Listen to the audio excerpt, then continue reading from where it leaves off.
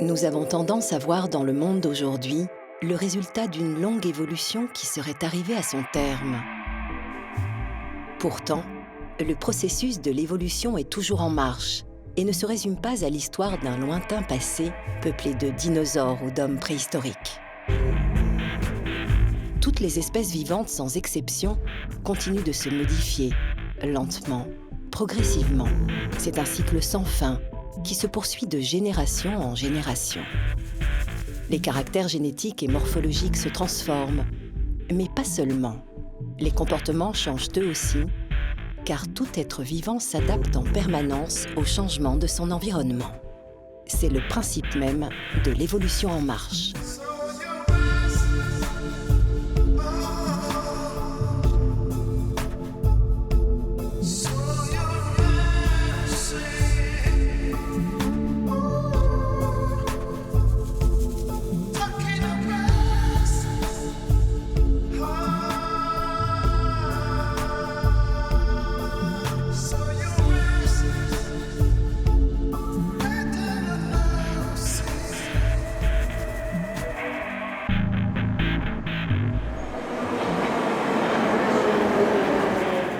Alexei Vereshchagin et Yulia Bragina sont éthologues, formés à l'université de Moscou. Cela fait plus de 15 ans qu'ils étudient le comportement de chiens très particuliers et les chiens errants de Moscou. Dans cette ville, ces animaux font partie du paysage. Dans les grandes villes russes, les scientifiques observent des comportements de chiens qui ont tendance à les ramener à leurs origines sauvages.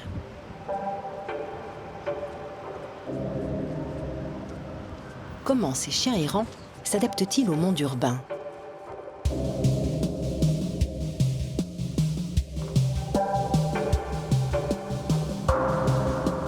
Les chiens errants sont confrontés à un choix. Décrypter les codes du monde des humains pour en tirer parti et vivre à leur contact, ou vivre en retrait, en marge des hommes.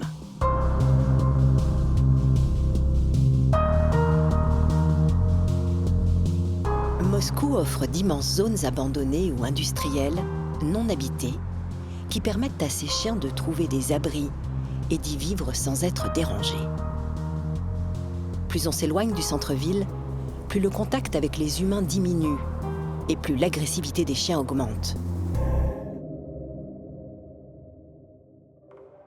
Aux confins de l'immense banlieue de Moscou, ces chiens peuvent-ils s'hybrider avec des loups ? Ce phénomène pourrait-il conduire à l'émergence d'une nouvelle espèce ? Les chiens dont je te parlais sont ici, rue Rabionava. À l'époque soviétique, les chiens errants étaient capturés et aussitôt euthanasiés. Mais avec l'effondrement de l'URSS, leur population a explosé. En 1996 et 2000, Alexei et Yulia ont participé à des campagnes de comptage. Il y avait environ 35 000 chiens errants uniquement à Moscou. Depuis, la situation a bien changé. Les autorités de la ville ont lancé des campagnes de stérilisation et d'accueil dans des chenils. De plus, des militants de mouvements de chasseurs de chiens, appelés Dog Hunters, ont entrepris d'exterminer tout animal errant. Il reste malgré tout encore beaucoup de chiens, surtout loin du centre. Le biologiste Andrei Poyarkov, professeur d'Alexei et Yulia, les a étudiés pendant plus de 30 ans. Il les a classés en plusieurs catégories, allant des plus intégrés aux humains aux plus sauvages. Alors voilà, ça doit être quelque part ici, dans la rue Yakornaya. La voilà. Alexei et Yulia se répartissent les lieux d'observation des jours à venir. Ils souhaitent étudier les différentes stratégies de comportement des chiens selon les catégories. Grâce à des colliers GPS, ils espèrent suivre et analyser leurs déplacements. Et voici les trackers GPS qu'on va essayer de leur mettre. Il faut ajuster la taille des colliers selon les chiens. Bien sûr, il faudra les récupérer. Et surtout, ne te fais pas mordre. Hein ? D'accord. Même s'il reste des chiens errants, Moscou est gigantesque et les trouver n'est pas si simple. Yulia part en repérage dans un hôpital en construction abandonné, tandis qu'Alexei rejoint une station de métro au nord de la ville où plusieurs étudiants lui ont signalé un groupe de chiens. Cet immense hôpital, à peine à l'écart du centre-ville de Moscou, n'a jamais été terminé et il est abandonné depuis des années. C'est un abri idéal pour des chiens errants. Hélas, pas de chiens visibles.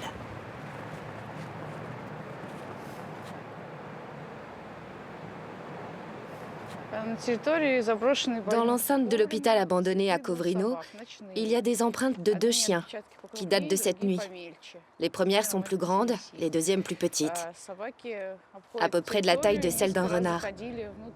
D'après les traces, les chiens sillonnent ce territoire. Ils sont entrés plusieurs fois dans le bâtiment.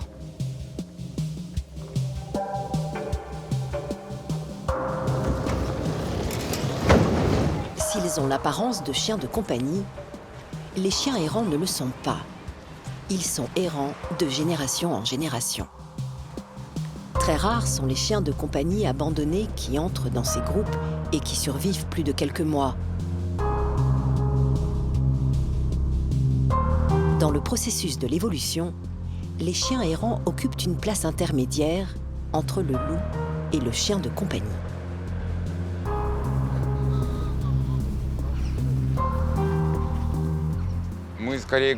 En fait, les catégories de chiens se définissent par les moyens d'obtenir de la nourriture. Ici, les chiens en pratiquent 2. Ils sont à la fois collecteurs et mendiants actifs. Ce n'est pas bon pour les chiens d'utiliser un seul moyen de trouver de la nourriture. Quand ils le peuvent, ils profitent des 2, selon la situation et le moment.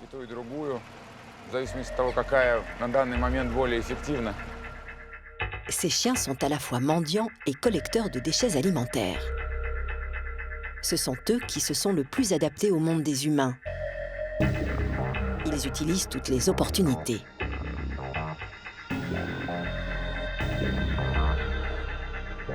On les voit souvent proches des entrées de métro, parfois même dans les couloirs souterrains.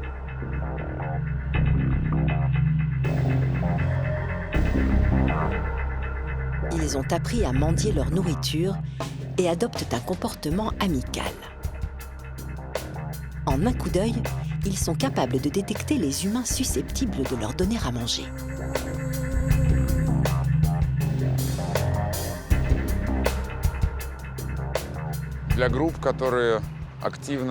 Pour les chiens de cette catégorie, le rythme de vie ne dépend pas de leur horloge biologique, mais des horaires des humains. Les chiens dépendent donc du rythme que leur impose la ville, des moments où on leur donne à manger, des horaires de passage des gens, des restaurants et des cafés qui vident leurs poubelles. Les chiens connaissent parfaitement tous ces détails et ils les prennent en compte.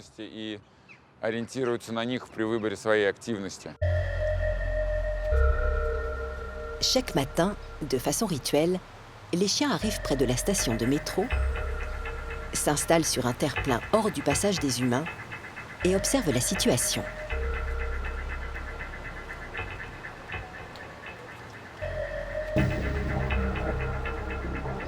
Puis, ils partent faire le tour complet de leur territoire, évoluant avec prudence au milieu des voitures.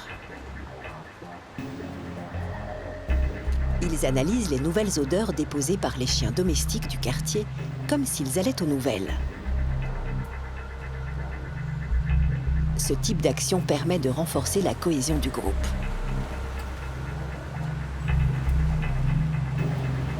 C'est aussi un marquage territorial, car ils préviennent ainsi tout autre animal qu'ils entendent avoir l'exclusivité de ce lieu. Puis ils reviennent à leur poste de nourrissage, à la sortie du métro, et attendent patiemment. Ils savent que des personnes viendront les nourrir.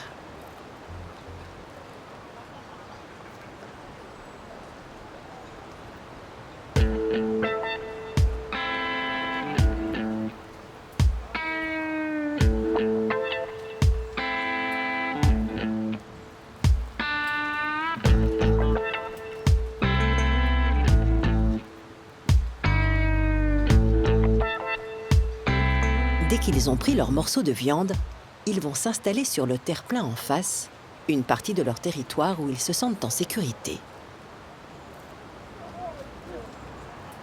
Ils savent qu'ils ne seront pas dérangés car c'est un espace où les humains ne vont pas. Mais que se passe-t-il lorsque des humains pénètrent leur territoire, en particulier cette zone stratégique de la sortie du métro? Lorsqu'ils détectent des regards sur eux ou perçoivent un parcours dévié par leur présence, ils l'interprètent comme une agression et réagissent aussitôt. D'autant plus si la personne est effrayée et se met à reculer.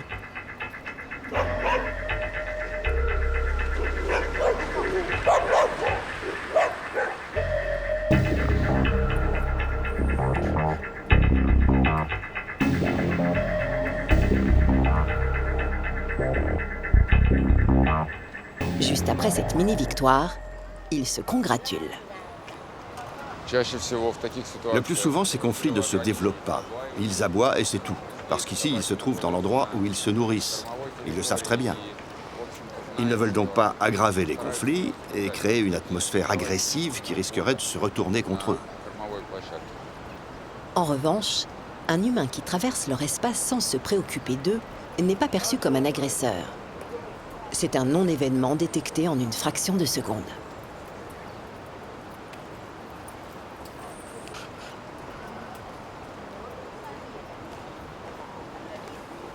Génération après génération, ces chiens sauvages se sont intelligemment adaptés aux habitants de la ville. Leur tolérance vis-à-vis des humains est beaucoup plus élevée qu'elle ne le serait en pleine nature.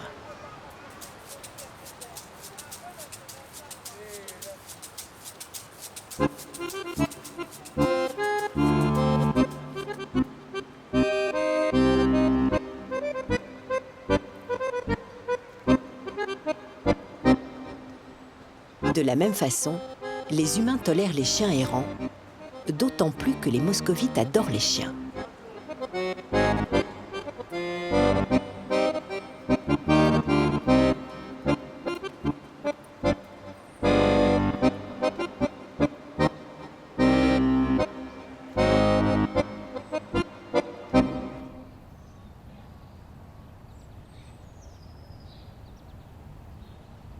Cette forte relation qu'ont les moscovites avec ces animaux est à l'origine d'une catégorie de chiens errants particulière.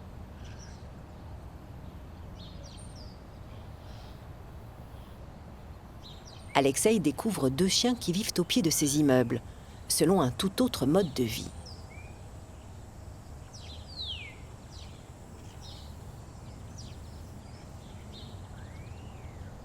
Les habitants du quartier leur ont construit un abri et se relaient pour leur donner à manger.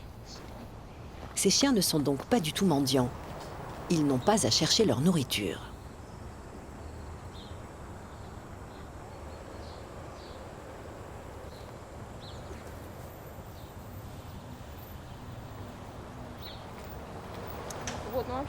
Lui, c'est un très bon chien. C'est comme un chien de compagnie. Les gens d'un club de bergers allemands sont venus l'examiner et ils ont voulu l'adopter. Mais ils sont 2 et la femelle se sent très mal sans lui. Il lui manque beaucoup. Ils sont si proches l'un de l'autre, c'est une vraie famille, comme des conjoints chez les humains. S'ils n'étaient pas si proches, peut-être que je l'aurais laissé se faire adopter. Mais on a discuté et j'ai dit qu'il fallait le laisser. Bien sûr que la rue, ce n'est pas la même chose que la vie dans une maison, mais ils sont surveillés ici.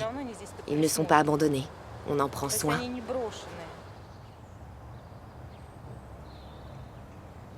Ces animaux vivent dans un certain confort de vie, sans le stress de la recherche de nourriture. Ils vont et viennent tranquillement dans leur quartier, le ventre plein.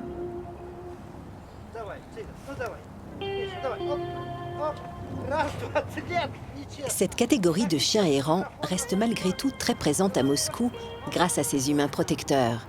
Et cela est dû à l'organisation même de la ville.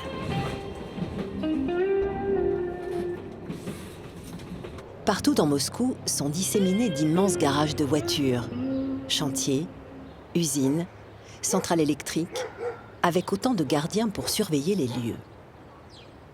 Derrière les apparences strictes des uniformes se cachent souvent des âmes sensibles et dévouées envers ces animaux. Ah, mes chéris, c'est Rosa.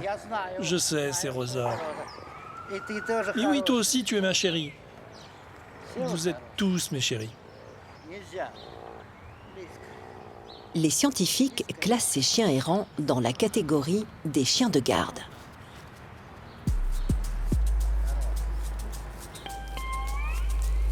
Comment se comporte ce type de chien associé à un ou plusieurs humains? Sont-ils toujours errants? Restent-ils dans un périmètre restreint alors qu'ils sont libres d'aller et venir comme bon leur semble? Yulia va rencontrer Alexander, l'un des gardiens de ce parking qui a adopté cette meute de chiens. Avec ses collègues, il se relaie pour s'en occuper. Elle espère avoir l'occasion de mettre un collier GPS à l'un des chiens pour en savoir davantage sur leurs déplacements. Bonjour. Bonjour. Est-ce qu'il y a des chiens par ici? Des chiens errants? Non, ceux qui sont ici sont les nôtres. Ce sont nos chiens à nous. On les nourrit. Ils sont tous à vous? Oui, tous. Je viens chaque jour. Je leur donne à manger, à boire, et la même chose le soir quand je pars. Ils ont de la nourriture. À tous, on donne à manger. Il n'y a pas de chiens errants ici. Ok, ce sont les vôtres en fait. Oui, ils ont leur abri là. Ils habitent ici. On leur donne aussi des couvertures. Dites-moi, avez-vous un préféré parmi tous ces chiens? Oui, Mishka. Est-ce que je peux vous demander de lui mettre ce collier GPS pour qu'on puisse le suivre sur l'ordinateur et voir où il va? Oui, bien sûr. Sur l'ordinateur, on pourra voir exactement ce qu'il fait. D'accord.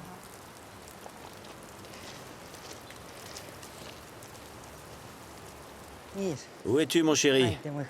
Salut. Elle, c'est Cholia. Ah, mon garçon. Attends. On met ça, ok? Voilà, mon chéri. On met ça, Mishka. Et voilà, mon garçon. Mon mignon. Dors. C'est tout, Cholia. C'est tout. Dites-moi, est-ce qu'il leur arrive de quitter cet endroit? Seulement s'ils vont sur le chantier à côté, ils suivent les ouvriers qui vont au travail et ils reviennent. Mais tout seuls, ils ne se promènent pas. Tout seuls, ils ne vont pas ailleurs. Non, non, non, non. Vraiment? Ils vont jusqu'à la cabine du gardien, là-bas. Ah, je vois. C'est tout. Et ils ne se baladent pas tout seuls.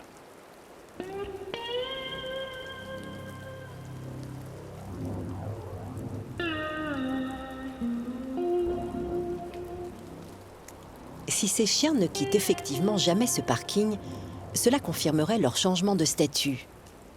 Ils étaient errants et sont devenus sédentaires en étant adoptés. Un contrat tacite semble avoir été passé entre les animaux et les humains. En échange du gardiennage du parking, ils sont nourris, logés, mais aussi choyés. Ils manifestent des liens d'affection très comparables à ceux des chiens de compagnie. Le sont-ils pour autant ? Ils restent néanmoins libres de leurs mouvements. Sont-ils des gardiens qui n'abandonnent jamais leur poste comme le prétend Alexander ?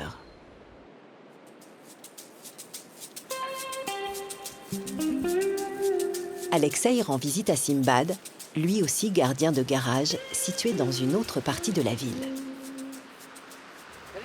Simbad a également adopté des chiens errants. Le scientifique souhaite comparer leur comportement avec ceux des chiens d'Alexander.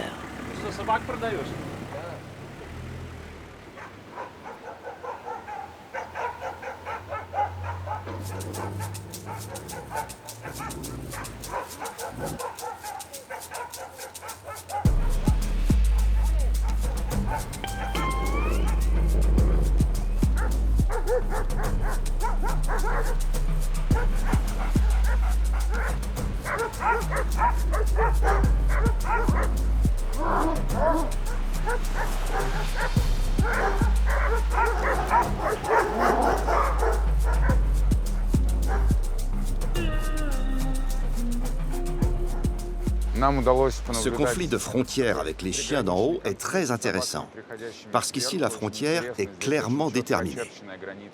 Chaque groupe de chiens défend avec vigueur son territoire. Et en même temps, il ne s'agit pas d'un conflit direct, d'une vraie lutte. C'est une sorte de message énergique entre voisins qui signifie « Voilà, nous sommes ici à la frontière et il n'est pas question de la traverser ». Ce n'est donc pas un conflit direct, un vrai combat. Mais en défendant leur territoire, les chiens des deux camps s'offrent tous une sorte de victoire et renforcent leur statut de domination. Ce comportement est très similaire à celui des loups dans la nature, mais observable ici dans une grande ville comme Moscou. Aucun des chiens ne se sent vraiment menacé. Tous sont en pleine confiance, certains qu'ils ne se feront pas réellement attaquer. Ce comportement pseudo-agressif, avant tout théâtral, permet d'éviter les conflits.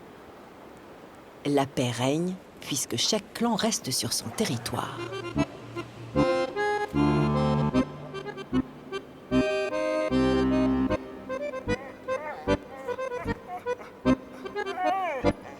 Si les chiens du bas sont du même type que ceux d'Alexander, des chiens de gardien associés à un ou plusieurs humains, les chiens du haut sont d'un tout autre type.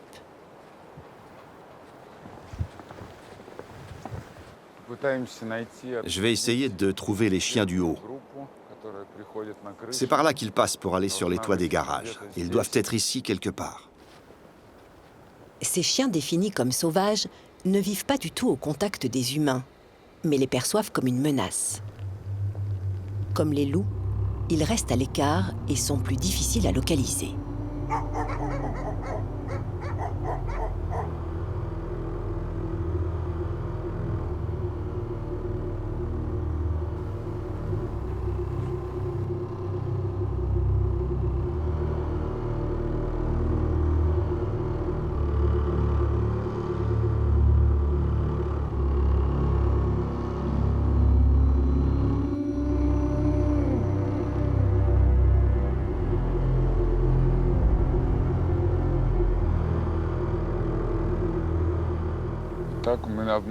Les voilà, j'ai repéré nos deux chiens.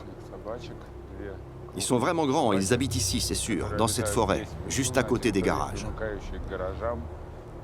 Ils patrouillent régulièrement cette zone qui constitue leur frontière. Et ça agace fortement les chiens du parking. C'est la structure même de Moscou qui permet à ces chiens sauvages d'exister au cœur de la ville. Partout sont disséminés de grands espaces forestiers qui sont autant de refuges possibles pour ces animaux. Ce sont principalement ces chiens qui sont responsables des attaques sur les humains.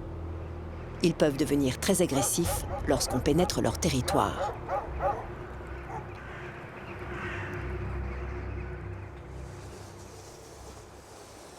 Ces différentes catégories de chiens se rencontrent-elles? Simbad, le gardien de ce parking, pense-t-il comme Alexander que ces chiens ne quittent jamais l'enceinte du parking sans lui?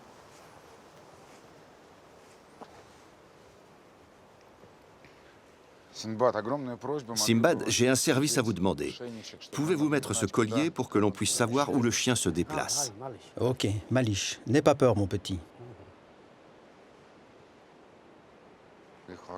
Tu es un bon chien, toi, hein?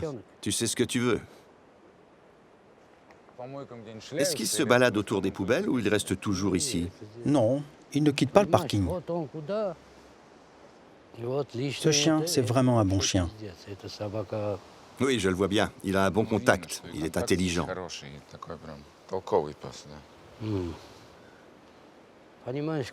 Tu sais, si je bouge, il est toujours avec moi, juste devant.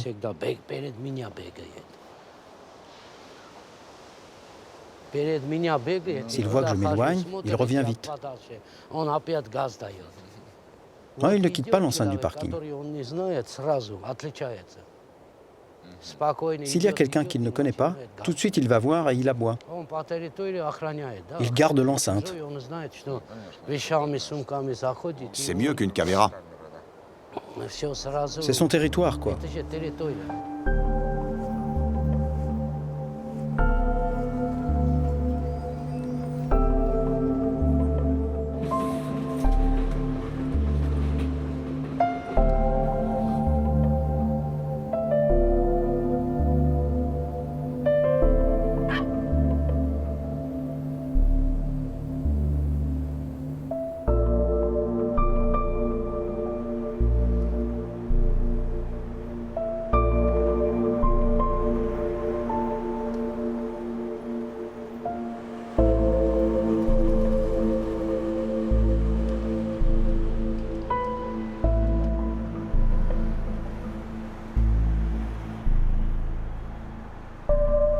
Yulia et Alexei disposent maintenant de 8 jours d'enregistrement des positions GPS. Ils vont savoir si ces chiens sont toujours errants ou s'ils sont devenus sédentaires. Ils commencent par analyser les déplacements de Malish, le chien de Simbad. Le suivi GPS du chien Malish confirme bien que la majeure partie de la journée, il reste effectivement dans son territoire. Toutes ces sorties sont pour la plupart liées au mouvement de Simbad, le gardien qu'il a pris en charge. Là, ce sont les sorties correspondant à la voiture de Simbad. Il court derrière jusqu'à un magasin et il revient. Mais je constate qu'il y a malgré tout des sorties hors du territoire, dans la forêt derrière. Il n'y en a pas beaucoup et ça se passe la nuit, apparemment, quand son maître est endormi. La plupart du temps, le chien l'accompagne pendant ses tournées dans le parking et se trouve à côté de lui. Et là, tu vois, il va quand même dans la forêt. Il passe par là, sur le côté. Et pourtant, il n'aime pas les chiens qui s'y trouvent.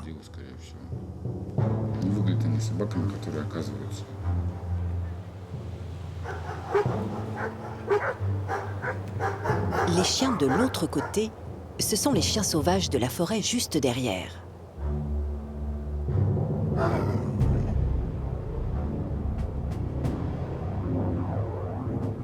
Les relations conflictuelles de jour avec eux ne le sont sans doute pas la nuit, puisque ce chien pénètre régulièrement sur leur territoire et ne s'en porte pas plus mal. Mais il le fait à l'insu de son maître. Même s'il est étroitement lié à un humain, il conserve la nuit une vie sociale comparable à celle des animaux en liberté. Il reste errant, mais seulement la nuit, et sait être fidèle à son gardien le jour.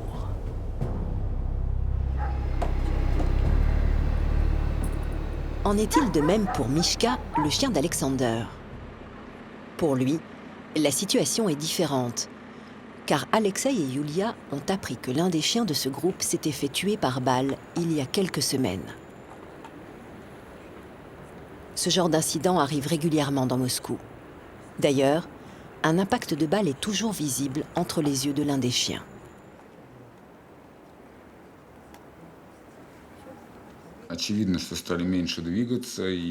Il est évident qu'ils sont devenus moins mobiles et plus sédentaires. On peut probablement l'expliquer par des coups de feu. Mais ils traversent tout de même le chemin de fer, on dirait. Tu crois qu'ils le traversent? Oui, on voit qu'ils vont de l'autre côté. Bien que l'un d'entre eux ait été tué, ils continuent quand même à explorer autour. Mais ils adaptent leur territoire en tenant compte des nouvelles réalités. Tous ces points, ça correspond au garage. Alexander dit qu'ils ne sortent pas du parking. En effet, on voit qu'ils sortent assez rarement, sauf ici. Mais ils accompagnent les ouvriers au chantier, et c'est ce qu'il nous a dit. Oui, effectivement, ils les accompagnent. Autrement dit, ils ne sortent du territoire qu'avec les humains. Et là, il y a 3 sorties, indépendantes apparemment. C'était à quelle heure? 11h du matin. Alors sans doute qu'un ouvrier est allé dans un magasin ou un restaurant. Ah oui, parce que c'était l'heure du déjeuner, ou juste avant. Ces chiens ont compris que leur zone de sécurité était restreinte au parking et ses proches alentours. Ils ne s'éloignent jamais au-delà de quelques dizaines de mètres.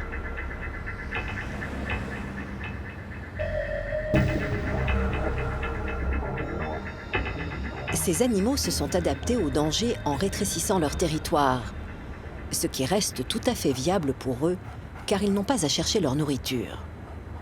Mais c'est au détriment de leur vie sociale, qui se limite quasiment à leur propre groupe. Si cette catégorie de chiens errants associés à des humains bénéficie d'une relative sécurité à l'intérieur de son territoire, il n'en est pas de même pour ceux qui ne peuvent compter que sur eux-mêmes.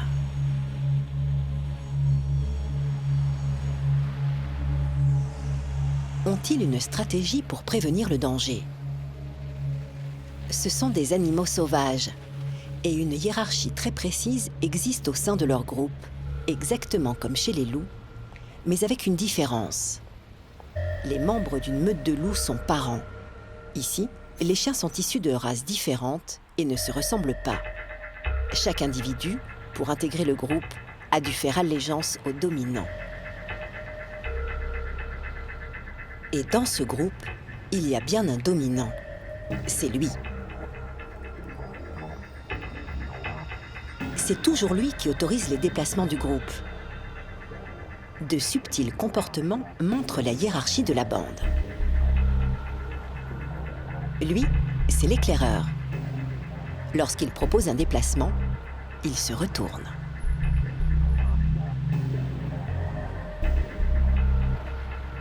Tous attendent la validation du dominant et le groupe démarre. C'est ce même comportement qu'on appelle recrutement chez les loups.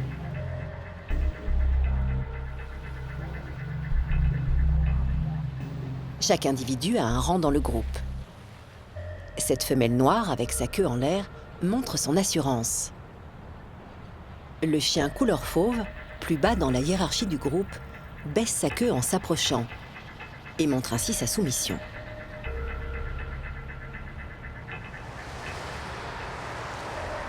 Dans chaque échange, il garde sa queue baissée.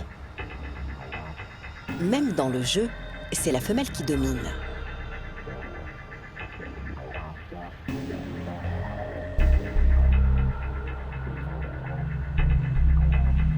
Lors du nourrissage, le chien fauve attend sagement son tour. C'est cette hiérarchie qui permet la vigilance permanente du groupe et donc sa sécurité.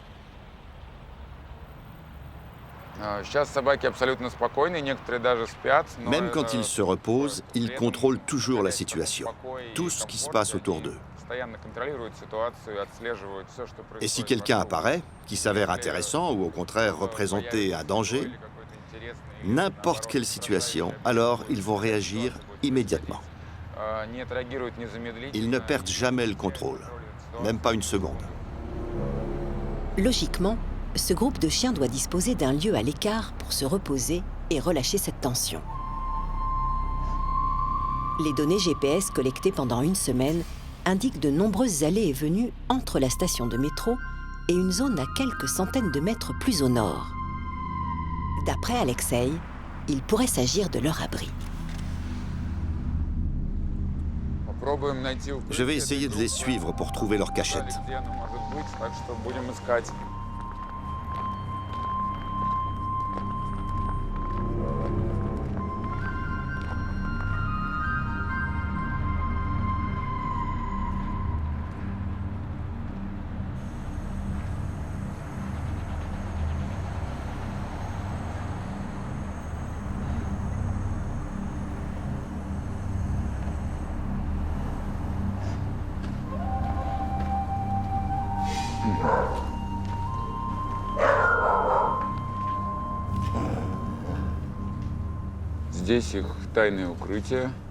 Ici, c'est leur endroit secret.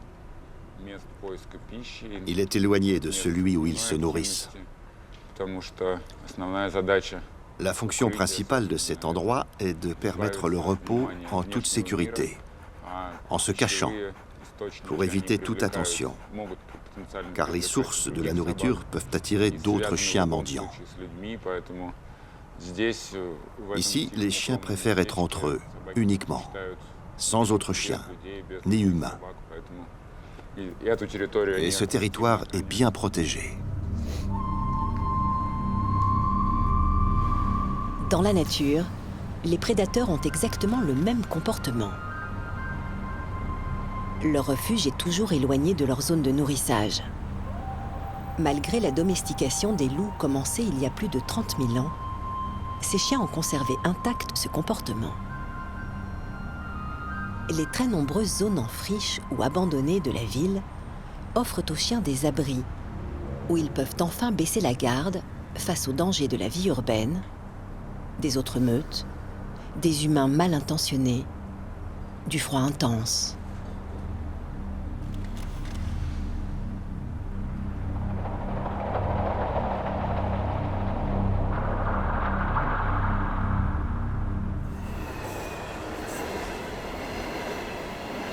Moscou présente une autre particularité.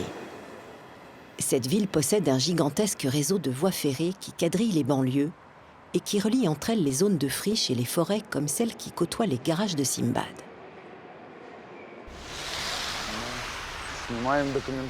Ils ont un endroit là-bas. Allons voir.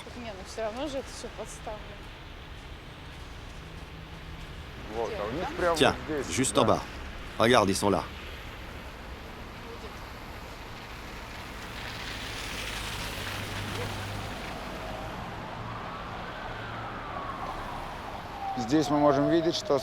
Ici, tous les chiens vivent près de cette voie ferrée. Elle leur sert aussi de frontière. Leur comportement le montre bien.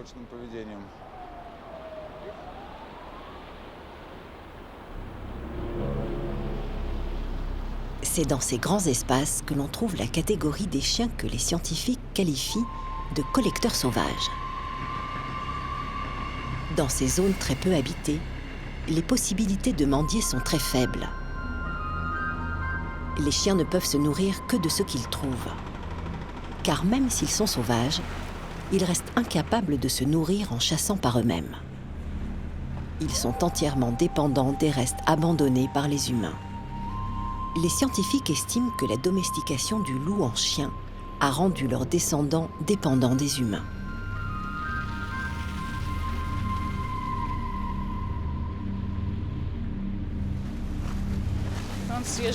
Là, regarde, on voit toutes leurs traces.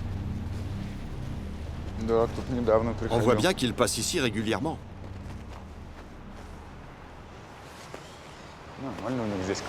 Là-dedans, ça a l'air très commode pour eux. Oui, elle est peut-être très longue, cette canalisation, de chaque côté. Ce n'est sûrement pas infini, mais oui, ça a l'air d'être long.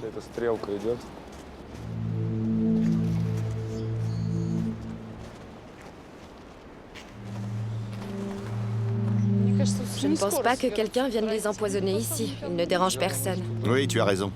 Ou alors des psychopathes. Aucun dog hunter ne peut les attraper là-dedans. Et les chiens peuvent toujours emprunter une autre sortie.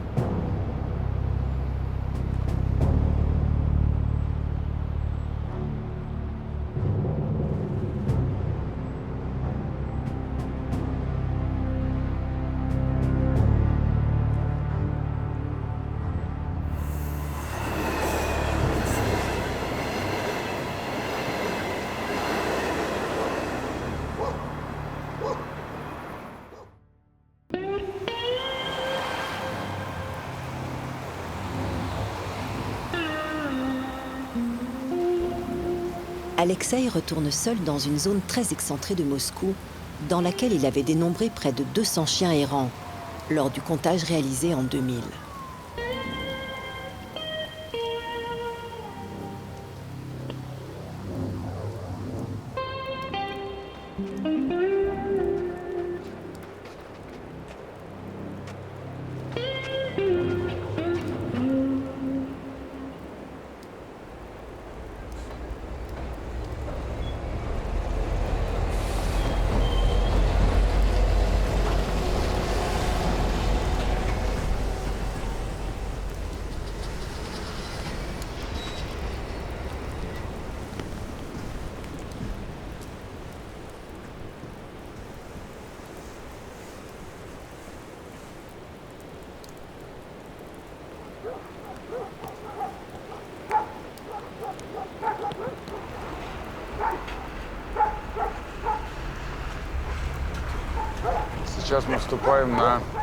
On entre maintenant sur un territoire sauvage et potentiellement dangereux, où vivent de nombreux chiens.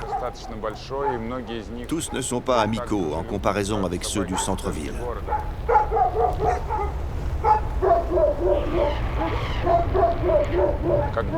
Quand on approche, les chiens nous mettent en garde en commençant par aboyer. Ils nous préviennent et on doit comprendre que l'on est sur le seuil de leur territoire.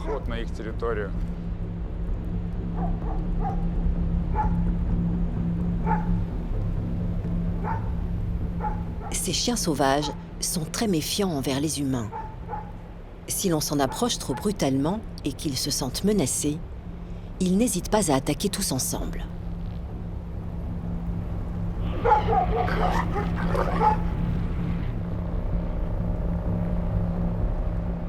Dans la grande banlieue de Moscou, de très nombreuses usines alimentaires sont disséminées le long des voies ferrées. Les chiens s'installent souvent aux abords et survivent grâce aux déchets de ces usines.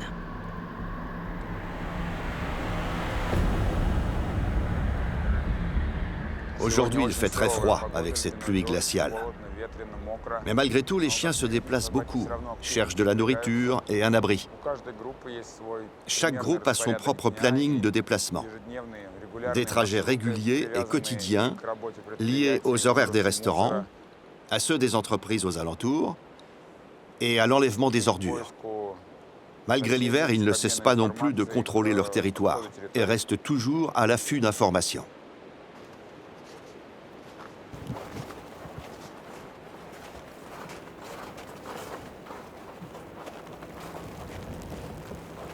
Dans ces zones industrielles peu habitées, la diversité des chiens diminue, car il n'y a que rarement des croisements avec des chiens de compagnie abandonnés. Les scientifiques ont constaté que cette catégorie de chiens errants avait tendance à perdre certaines caractéristiques des chiens domestiques, comme les fourrures tachetées, le fait de remuer la queue, la gentillesse. Autant de caractéristiques connues pour séparer les chiens des loups.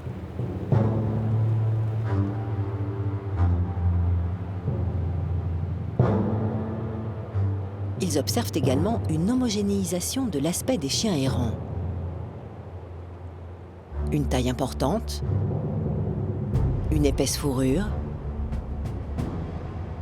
des têtes anguleuses de type loup, des yeux en amande et des oreilles dressées.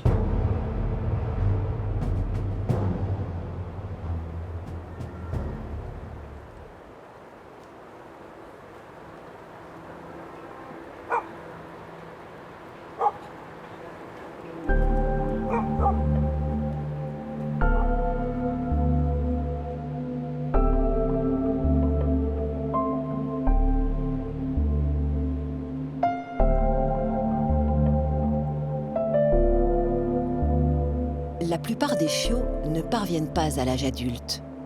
La redoutable sélection naturelle est à l'œuvre.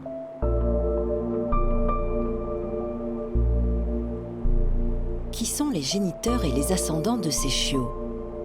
Parmi ces chiens qui montrent des caractéristiques proches de celles des loups, est-il possible qu'il y ait des animaux hybrides?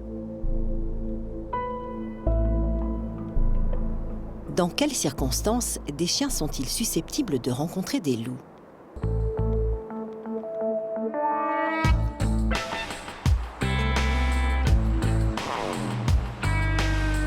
Alexei part à la rencontre de Vladimir Bologov, biologiste spécialiste du comportement des loups.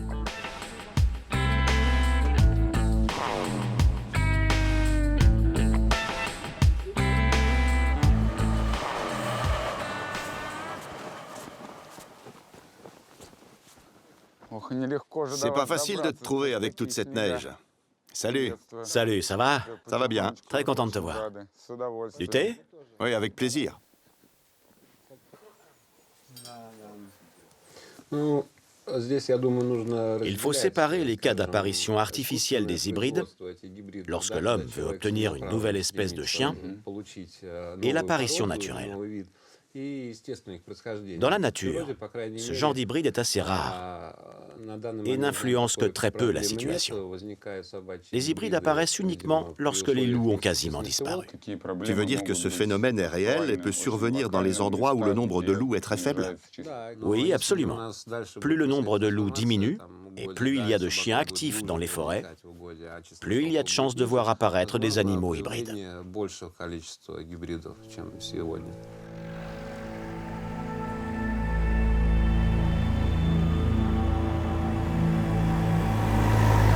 Depuis plus de 30 ans, Vladimir Bologov récupère les louveteaux qu'on lui apporte et dont les parents ont été tués.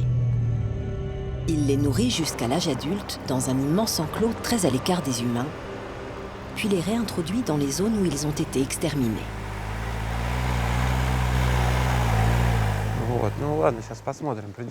On va voir comment ça se passe. Je vais entrer et peut-être qu'ils vont venir à ta rencontre. Ou alors ils vont se cacher. Ça dépend s'ils dorment ou pas. Ils sont imprévisibles. Ils sont ici quelque part. On va attendre. Ils devraient venir. D'habitude, ils s'approchent facilement. Mais quand il y a de nouvelles personnes, ils sont plus prudents.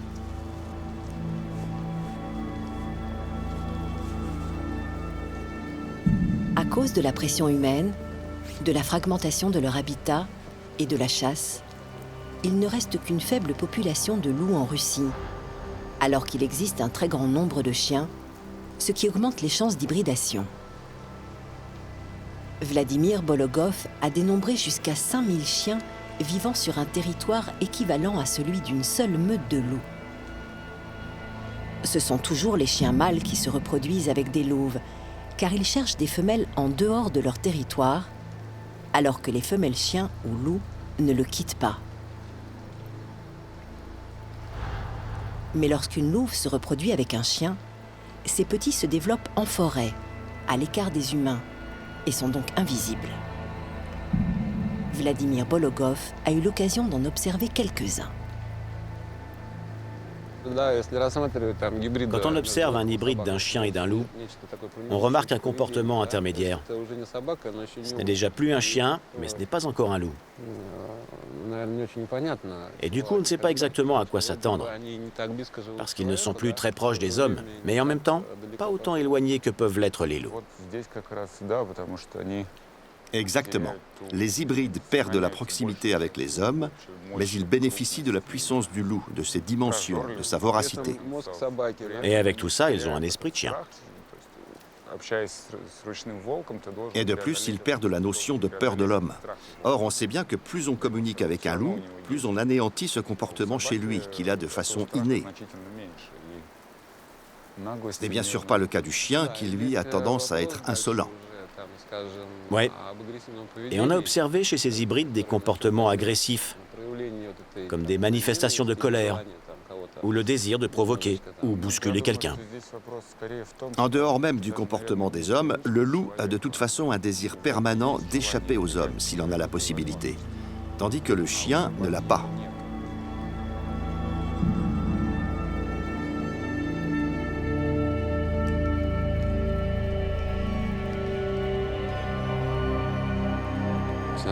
Ça va très vite.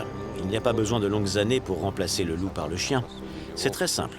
Tu élimines les loups et tu as immédiatement des chiens qui arrivent, car eux n'ont pas de limite dans leur déplacement. Il est évident que l'hybridation est possible. Ce qui est intéressant, c'est qu'après une baisse brusque du nombre de loups, la régénération des loups s'effectue de toute évidence, mais avec une participation des chiens. Et quand un chien revient de la forêt, personne ne peut dire s'il est devenu géniteur de louveteaux. Personne ne sait ce qui s'est passé dans les bois.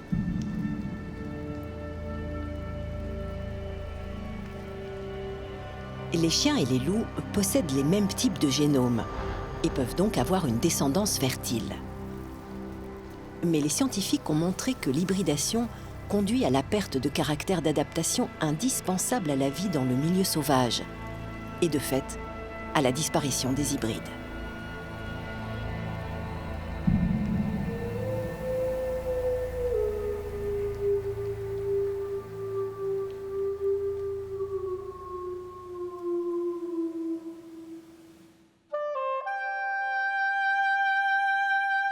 les chiens errants ne constituent pas une nouvelle espèce, pas plus que les quelques hybrides qui peuvent apparaître au cœur des forêts.